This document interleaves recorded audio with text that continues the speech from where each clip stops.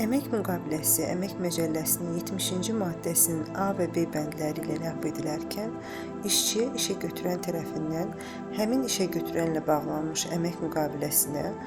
uyğun olaraq müəyyən olunan əmək stajından asılı olaraq aşağıdakı məbləğlərdə işdən çıxma müavinəti ödənilir.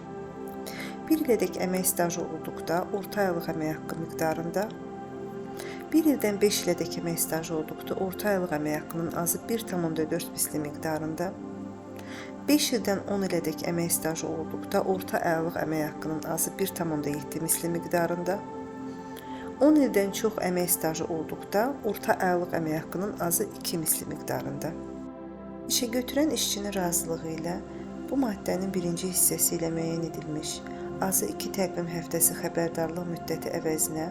orta aylıq əmək haqqının 0,5 misli, azı 4 təqvim həftəsi xəbərdarlıq müddəti əvəzinə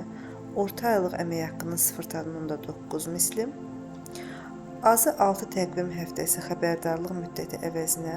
orta aylıq əmək haqqının 1,4 misli,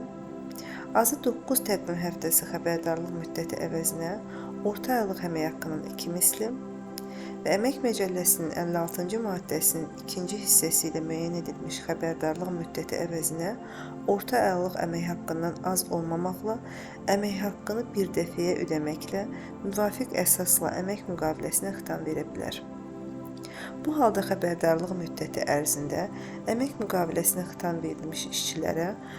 bu hissənin birinci cümləsində nəzərdə tutulmuş xəbərdarlıq müddəti əvəzinə verilən ödəniş xəbərdarlıq müddətinin ötmüş hissəsinə mütənasib olaraq azaldılır.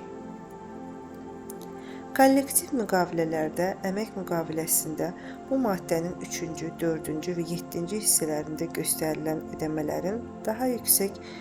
məbləğdə verilməsi nəzərdə tutula bilər.